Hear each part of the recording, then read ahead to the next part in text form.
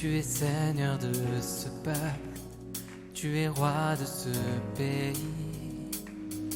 Tu es la lumière dans ces ténèbres, l'espérance des affligés et la paix des angoissés. C'est toi. Nul n'est comme notre Dieu. Galates chapitre 5, versets 3 à 15. Nous sommes en train de finir ce long voyage que nous avons entamé à travers le livre des Galates. Et si vous avez pris le goût de l'étudier de temps en temps, vous allez découvrir que ce livre est subdivisé en deux grandes parties.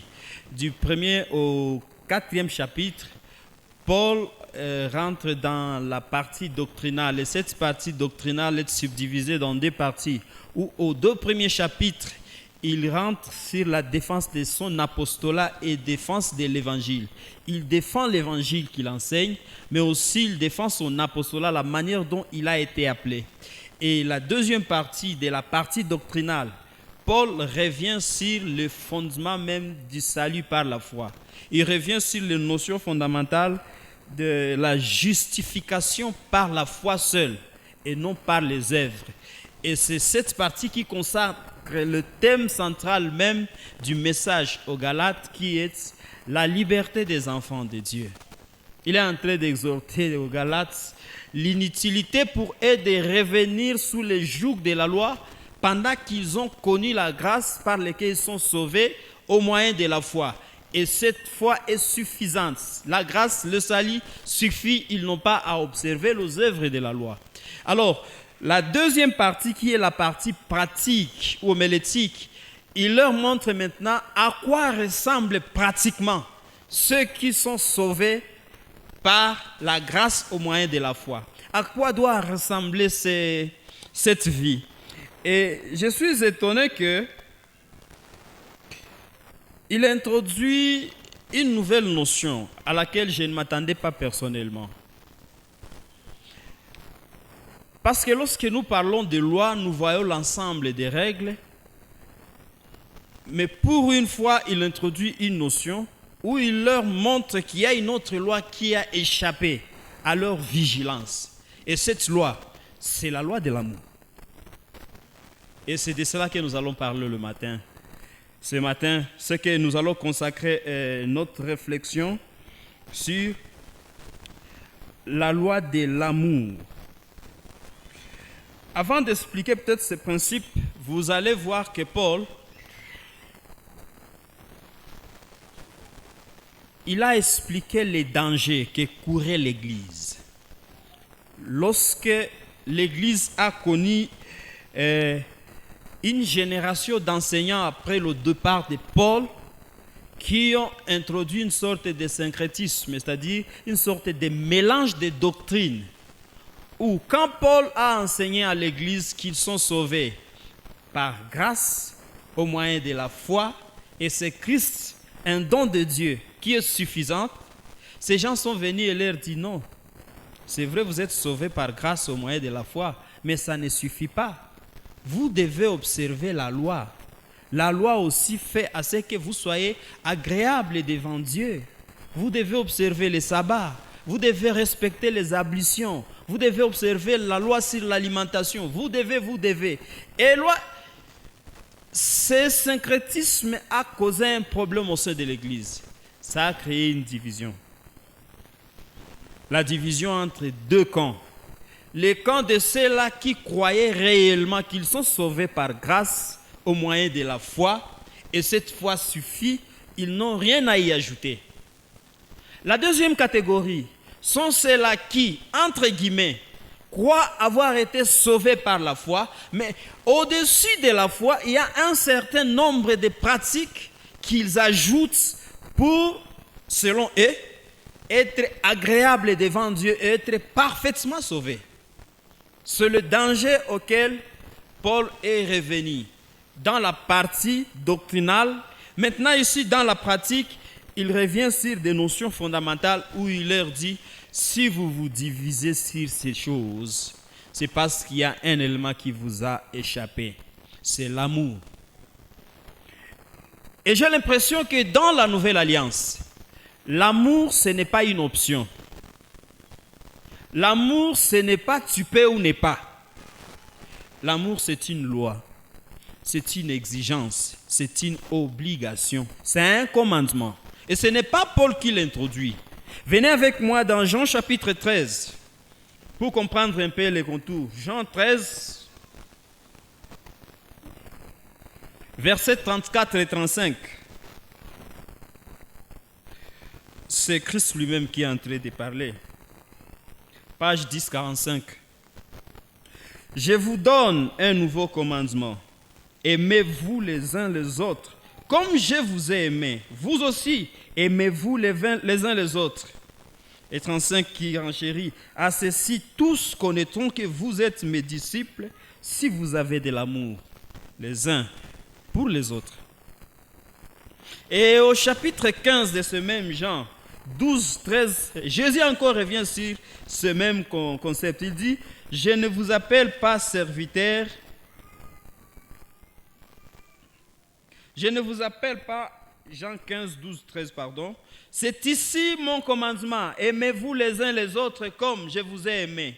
Il y a plus de grand amour que de donner sa vie pour ses amis.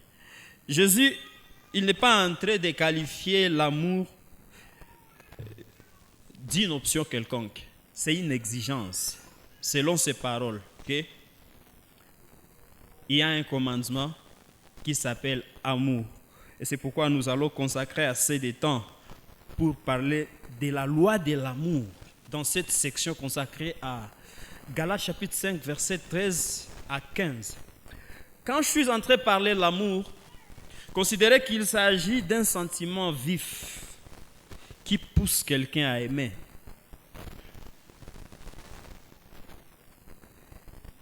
Il s'agit d'un sentiment qui vous pousse à aider. Il s'agit d'un sentiment qui vous pousse à vous identifier à quelqu'un d'autre, dans la joie ou dans la douleur. Souvent vous dites « j'aime tel ». Et quand quelqu'un, et d'ailleurs on vient de le lire ici, vous voyez Lazare qui est mort et on dit qu'il était ami de Jésus parce que Jésus l'aimait. Quand Jésus voit les gens pleurer, il fut ému. Et la Bible dit « Jésus pleura ». Pourquoi? Parce que c'est quelqu'un qu'il aimait. Il s'identifie à la douleur de sa famille et c'est ça l'expression de l'amour même. Alors, une question peut-être que nous pouvons nous poser, ne me répondez pas, mais c'est celle de savoir pourquoi Paul édicte ou édicte la loi de l'amour aux Galates. C'est ça la question. Ici, nous sommes en train de parler d'une église. Ils ont connu Christ. Il les appelle bien-aimés. Ils sont saints. Ils sont mis à part pour Dieu. Mais à un moment donné, il leur dit, mais il vous manque un ingrédient essentiel, l'amour. Pourquoi il les ramène sur ces notions? Quand nous lisons Galates chapitre 5, verset 15, et nous allons sauter à verset 26, verset 15, il dit, mais vous vous mordez et vous dévorez les uns les autres. Prenez garde que vous ne soyez détruits les uns par les autres. 26. Ne cherchons pas une vaine gloire en provoquant ou en nous provoquant les uns les autres, en nous portant envie les uns les autres. Qu'est-ce qui s'est passé réellement? Après l'intrusion de ces faux enseignants, de ces faux docteurs qui ont introduit le syncrétisme tel que je l'ai expliqué, il y a eu deux camps au sein de l'Église. Il y a un camp de gens qui vivaient leur vie chrétienne selon les prescrits de la Nouvelle Alliance. C'est-à-dire, il s'est dit, la croix seule me suffit. La grâce seule me suffit. L'amour de Christ seul me suffit. Je n'ai rien à y ajouter, ni à y soustraire. J'ai crié, j'ai confessé et Dieu m'a accepté tel que je suis à travers l'offrande de Christ. Et je vais mener cette vie de gratitude chaque jour envers Dieu. C'est le premier camp. Vous savez quoi? On considérait que ces gens n'étaient pas suffisamment sauvés, malheureusement. Parce qu'il y a un autre camp qui en plus de prétendre avoir été sauvés par la foi, ils observaient encore la loi mosaïque, ils respectaient les ablutions, les sabbats, les lois sur la nourriture, les lois sur, je ne sais pas, les offrandes et les prières. Et eux se considéraient tellement spirituels qu'ils se disaient, ceux qui ne font pas cela sont charnels. Alors, sur le plan idéologique et pratique, il y a une fusion, une séparation, une division au sein de l'Église où certains se considéraient étant plus spirituels que les autres. Et Paul qui introduit un catalyseur. Vous vous rappelez des chimies, 3e année des humanités. Ce catalyseur, c'est un ingrédient spirituel qui peut répondre à la question de savoir, par exemple, qu'est-ce qui peut justifier qu'un Dieu saint, parfait, juste, cohabite avec un pécheur comme vous et moi, coupable et condamnable? Une seule chose, l'amour. Seulement, c'est seul l'amour qui peut concilier la justice et la miséricorde. C'est l'amour qui peut mettre ensemble un pécheur et un saint et en faire un. Et c'est ce que Paul est en train de leur dire. Il vous a manqué de comprendre une chose. L'amour. Comment vous voyez cette division? L'Église est divisée parce qu'il y en a qui se prétendent être chrétiens, mais la vie qu'ils mènent n'a rien de chrétienté. Galates chapitre 5. Voyez avec moi les charnels qui étaient au sein de l'Église. Versets 19 à 21. C'est-à-dire, la vie chrétienne, lorsqu'on croit, ça produit des fruits. Et ces fruits caractérisent la nature de la sémence qui a été sémée dans votre vie. Ceux qui observaient la loi, ceux qui ajoutaient au-dessus de la grâce les œuvres, voici leurs caractéristiques. C'est ce que Paul dit au verset 19, chapitre 5 de Galates. Il dit, « Or, les œuvres de la chair sont manifestes. Ce sont l'impudicité, l'impureté, la dissolution, l'idolâtrie, la magie, l'inimitié, les querelles, la jalousie, l'animosité, les disputes, les divisions, les sectes, c'est-à-dire division encore, l'envie, l'ivrognerie, l'excès des tables et des choses semblables. Par contre, ceux qui étaient considérés comme charnels, c'est ceux qui lui disent, si vous voulez réellement être spirituel, voici à quoi vous devez ressembler. Verset 22 et 23, chapitre 5, il dit, mais le fruit de l'esprit, c'est quoi? L'amour. Et c'est là qu'il commence par cette loi encore. L'amour, la joie, la paix, la patience, la bonté, la bénignité, la fidélité, la douceur, la tempérance. Et en concluant, il dit, la loi n'est pas contre ces choses.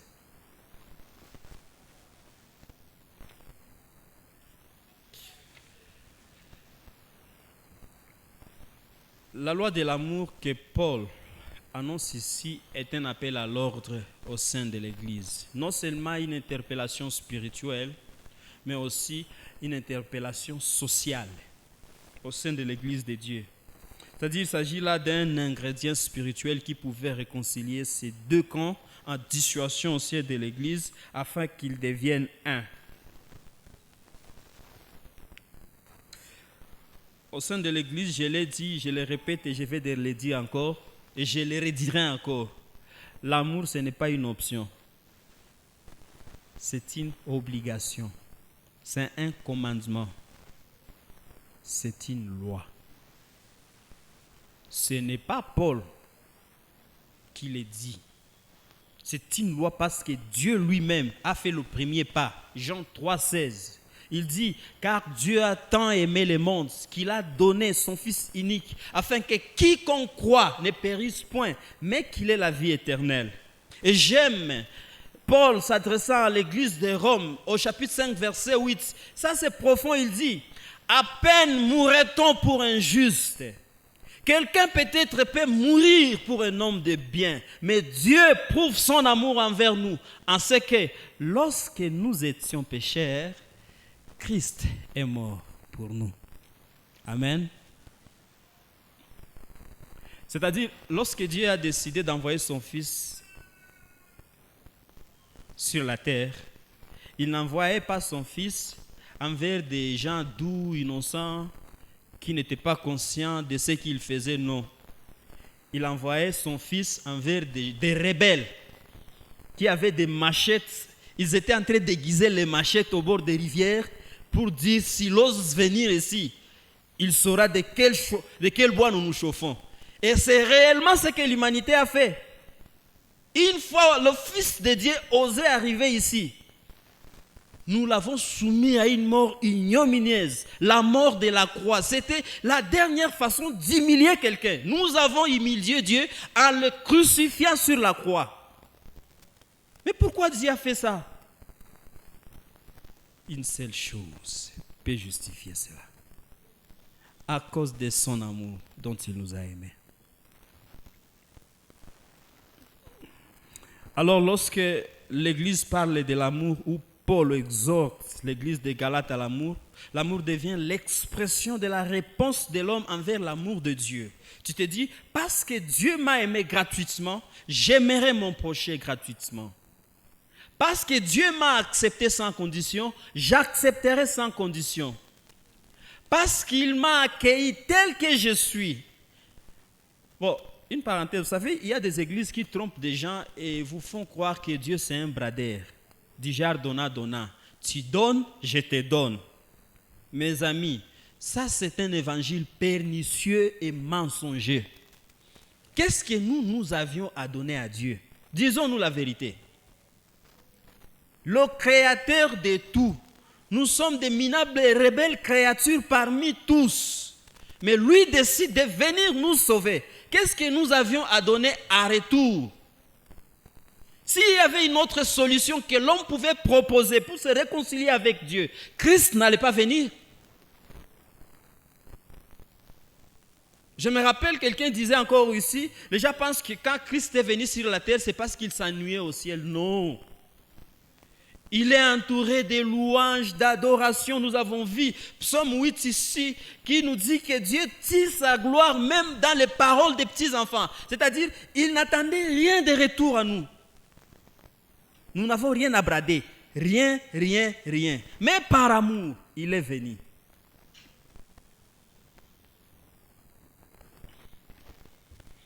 Parce qu'il nous aime de manière inconditionnelle.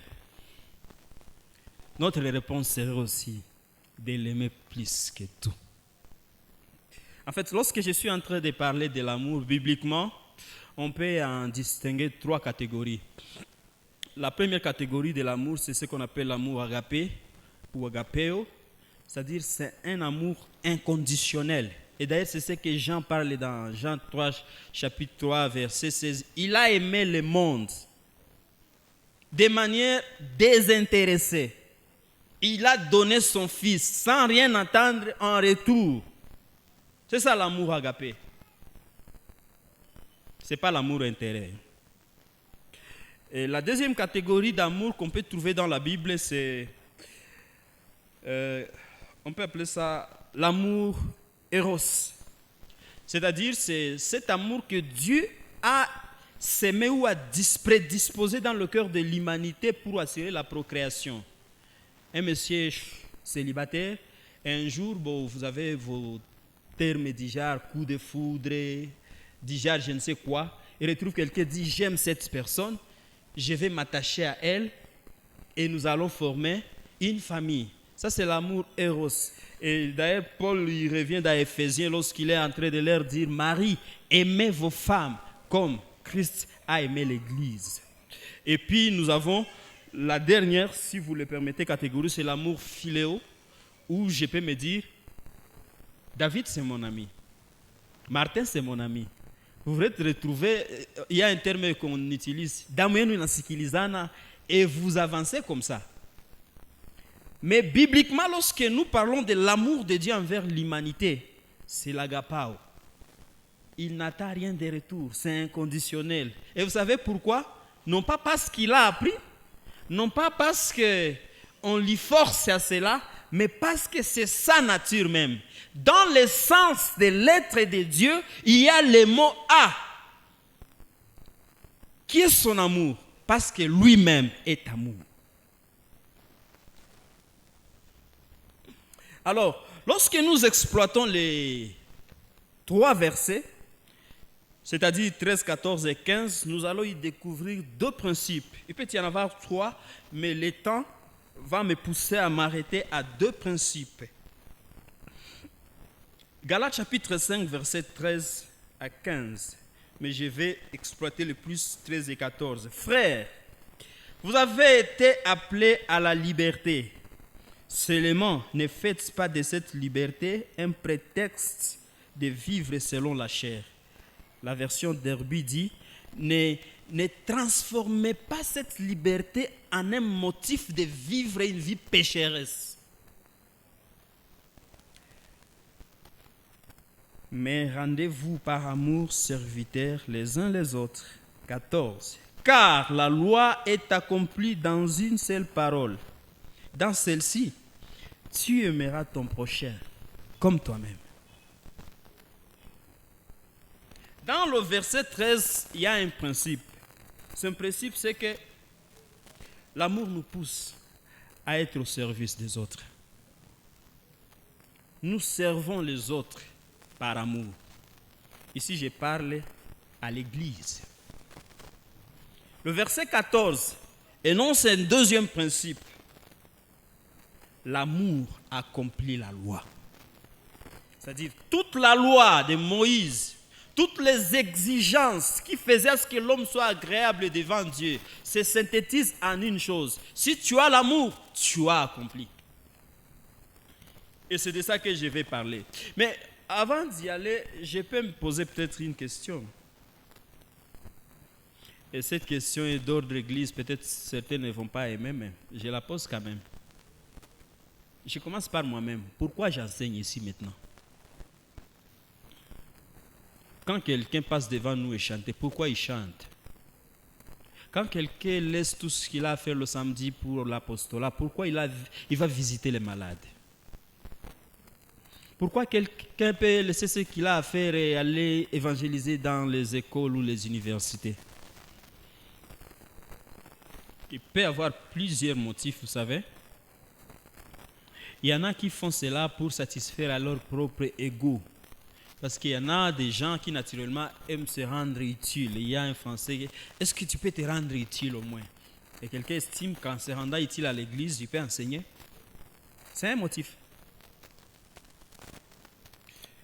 Il y en a d'autres qui le font par ostentation. Faire quelque chose par ostentation, c'est-à-dire tu fais une chose pour être vu par les autres. Oh, si je ne fais pas cela, peut-être le pasteur ne sera pas content. Bon, nous sommes convenus avec les amis qu'on devait y aller. Si je ne vais pas, ils vont voir cela mal. Ça, c'est ça l'ostentation. Et il y en a une dernière catégorie.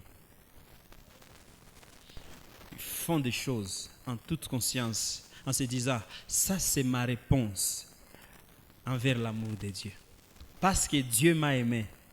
La réponse de moi ou ma réponse envers cet amour, je servirai. J'aimerai mon prochain. Je visiterai les malades. J'aiderai les autres à connaître le nom de Jésus.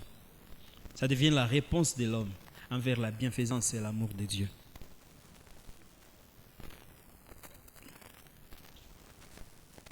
Ne me répondez pas. Mais demandez-vous, pourquoi il y a des disputes au sein de l'Église?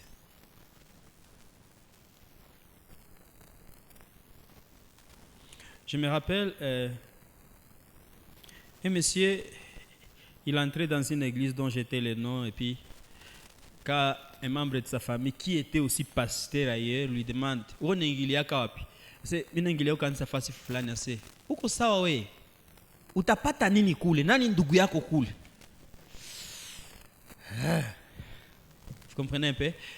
Le motif, ça devient, j'appartiens à cette communauté parce qu'ici, il y a les miens.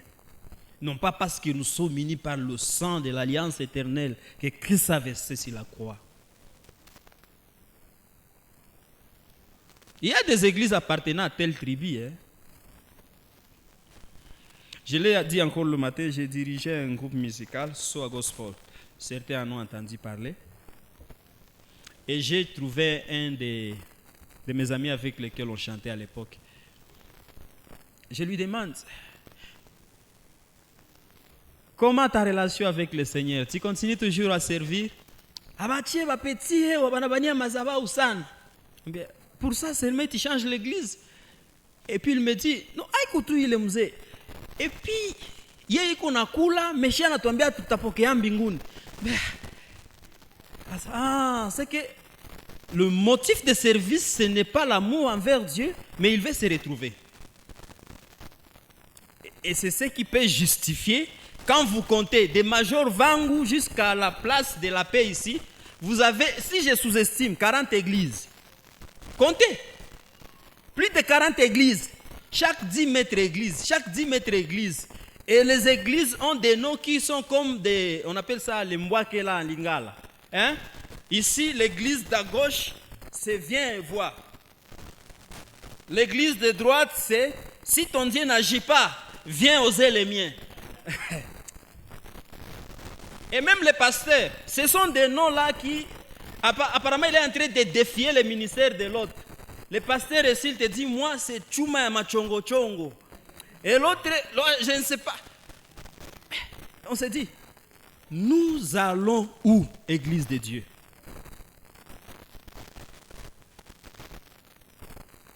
Il y a un ingrédient qui a manqué dans tout ce que nous faisons. Cet ingrédient, c'est une loi spirituelle. Les gens se divisent parce qu'il n'y a pas l'amour. Les gens ne s'acceptent pas parce qu'il n'y a pas l'amour. Le principe 1, l'amour nous rend serviteurs des uns des autres. Nous l'avons lu, frères, verset 13. Vous avez été appelés à la liberté. Seulement ne faites pas de cette liberté un prétexte de vivre selon la chair, mais rendez-vous par l'amour serviteurs des uns des autres. Se servir les uns des autres ici implique 3 dimensions.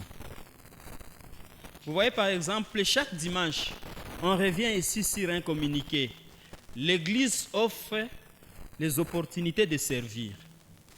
Et notre réponse à servir dans tel ou dans tel département peut avoir une signification profonde envers Dieu ou devant Dieu, si et seulement si nous le faisons par amour envers lui.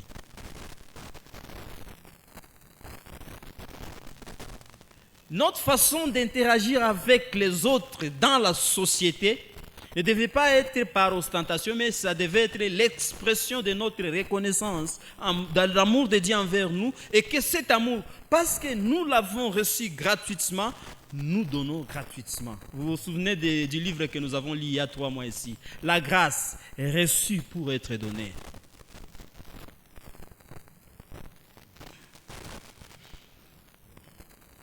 La plupart des choses, lorsque nous les faisons, si ce n'est pas fondé par l'amour envers Dieu, nous perdons notre temps. Venez avec moi dans 1 Corinthiens chapitre 13. Je lis du 1er au 8e verset, puis nous allons sauter à 13. 1 Corinthiens 13. J'aime ce que Paul dit. C'est encourageant et décourageant au même moment. Il dit, quand je parlerai les langues des anges, des hommes et des anges, si je n'ai pas l'amour, je suis un airain qui résonne ou un cymbale qui retentit. Et quand j'aurai les dons de prophétiser la science de tous les mystères et toute la connaissance, quand j'aurai même toute la foi jusqu'à transporter les montagnes, si je n'ai pas l'amour, je ne suis rien. Et quand je distribuerai tous mes biens pour la nourriture des pauvres, quand je livrerai même mon corps pour être brûlé, si je n'ai pas l'amour, cela ne me sert de rien. L'amour est patient. Il est plein de bonté. L'amour n'est point envié. L'amour ne se vante point. L'amour ne s'enfle point d'orgueil. Il n'est pas malhonnête. Il ne cherche point son intérêt. Il ne s'irrite point. Il ne soupçonne rien. Il ne se réjouit point de l'injustice, mais il se réjouit de la vérité. Il excuse tout, il croit tout, il espère tout, il supporte tout. 13. Maintenant donc, ces 3 choses demeurent. la foi, l'espérance, l'amour. Mais la plus grande de ces choses, c'est l'amour.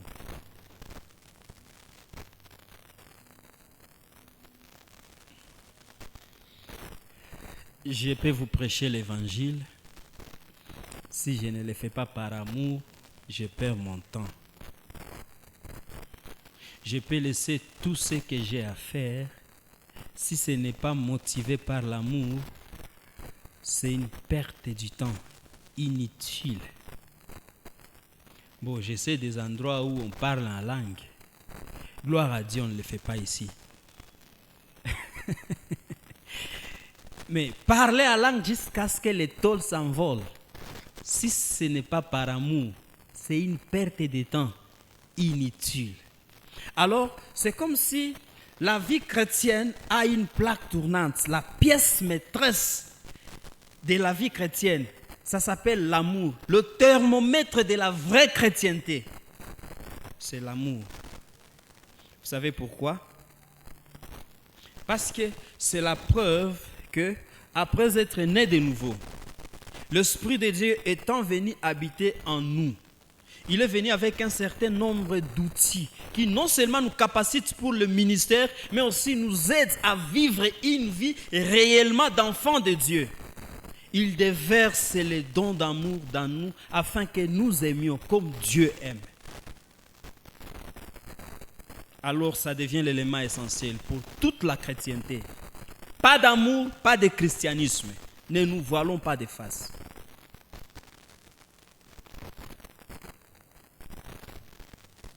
Il y a beaucoup de réalités douloureuses dans des milieux sociaux, y compris dans des églises, où vous voyez quelqu'un, c'est un serviteur de Dieu, il se lève devant les gens, il ferme les yeux, il concentre, et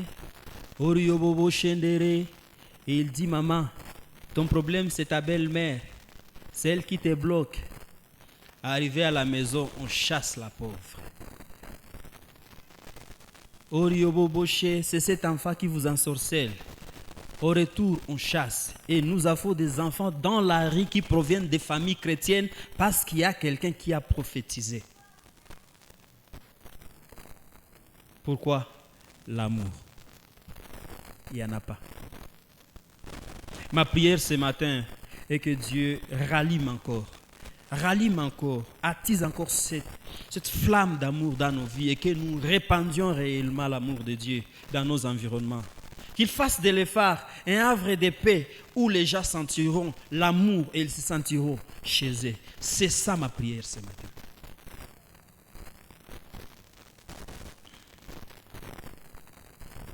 S'adressant à l'Église, dans Apocalypse chapitre 2, vous verrez Dieu qui est en train de s'adresser à l'Église d'Éphèse. Au verset 2 à 4, il dit: je connais tes œuvres, ton travail, ta persévérance, et je sais que tu ne peux pas supporter les méchants, que tu as éprouvé ceux qui se disent apôtres et qui ne le sont pas, et que tu les as trouvés menteurs. 4. Mais ce que j'ai contre toi, c'est que tu as abandonné ton premier amour. C'est facile de commencer dans l'amour et à un moment donné, on oublie, on abandonne. Deuxième principe,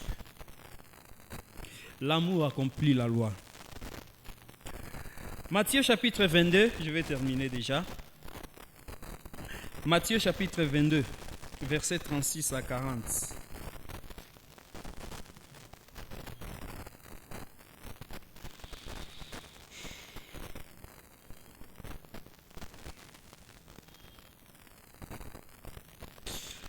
Matthieu 22, 36, 40. Maître, quel est le plus grand commandement de la loi? Jésus lui répondit: tu aimeras le Seigneur ton Dieu de tout ton cœur, de toute ton âme et de toute ta pensée. C'est le premier et le plus grand commandement. 39. Et voici le second, qui lui est semblable. Tu aimeras ton prochain comme toi-même. J'aime le verset 40.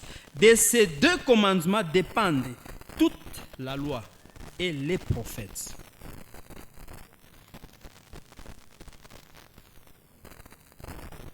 Pourquoi l'amour accomplit la loi? C'est ça la question que je me suis posée encore ce matin. Quand vous lisez Exode chapitre 20, des versets 2 à 17, vous pouvez lire à la maison, vous voyez un certain nombre d'exigences que Dieu a données à son peuple. Et ces exigences sont divisées en deux catégories. Il y a des exigences ou des commandements qui concernent la relation entre l'homme et Dieu, et il y a celles qui concernent la relation entre l'homme et son prochain. Mais la mauvaise nouvelle, c'est que le cœur de l'homme, après la chute, l'homme n'est pas disposé à aimer Dieu. L'homme n'est pas disposé à aimer son prochain. C'est la mauvaise nouvelle. Et c'est là la base même de son incapacité à accomplir la loi de Dieu. Nous sommes même ici. Et il y a des gens qui sont en train de penser business pendant que nous parlons la parole de Dieu. Je vous assure. Il y en a qui sont en train de penser kitchen pat. Maintenant ici,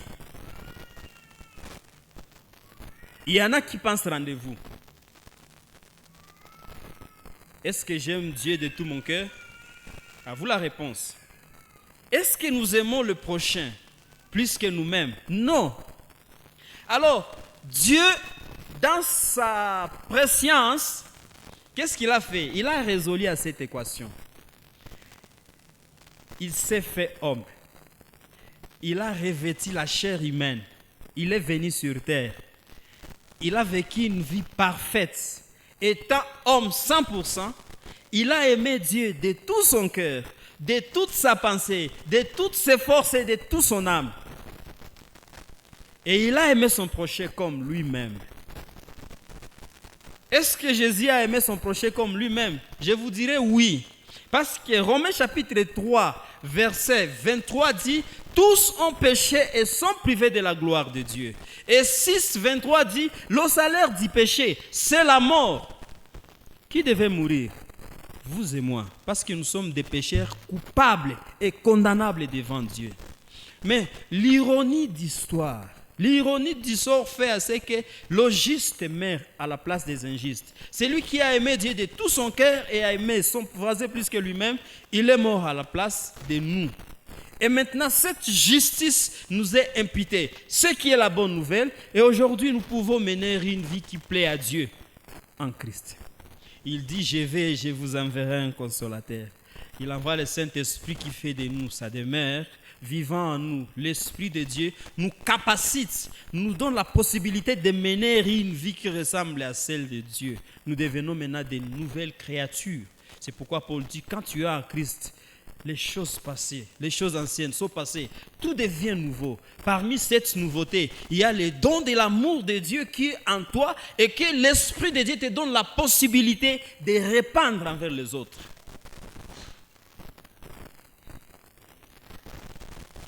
C'est ça la bonne nouvelle. L'amour accomplit la loi. Pourquoi? Parce que Dieu ne nous a pas donné la loi pour que nous soyons sauvés par elle. La loi devait nous pointer vers Christ et Christ, en accomplissant la loi, nous acquérissions sa justice et vivions pour lui.